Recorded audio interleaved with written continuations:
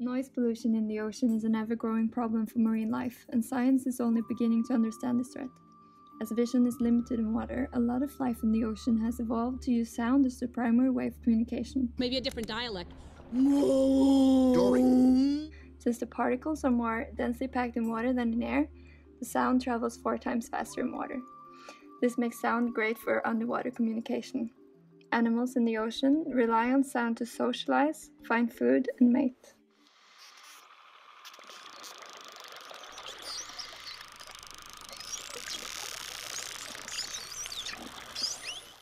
The problem is, people are also creating noise, so much that the ocean inhabitants are struggling to communicate.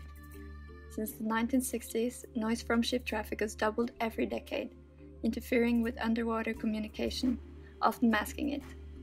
Masking is when communication is disrupted by another noise, twisting the message.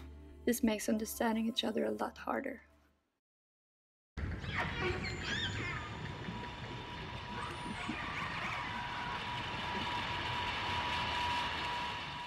Like a person who decides to move rather than live next door to a new airport, animals might choose to desert their habitat if things get too noisy. The question is whether they can find an equally acceptable home elsewhere. The most intense source of underwater sound pollution comes from seismic surveying.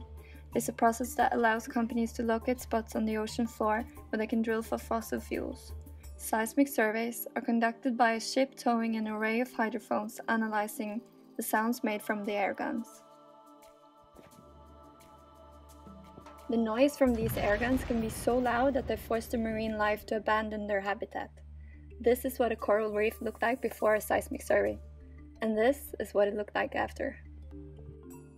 There are some good news. In Norway, they've started with multi-client seismic surveys so that seismic data is collected only once from a particular area. Instead of all companies having to do their own seismic surveys, they do it once, then share the data. Even though the world today depends on shipping to transport cargo, the consequences from noise on marine life is not given enough attention. There are many actions that can reduce ship noise, which include noise muffling propellers, insulated engines, and quiet zones where noise pollution is reduced. To enforce such rules, institutions like International Maritime Organization need to demand stricter regulations.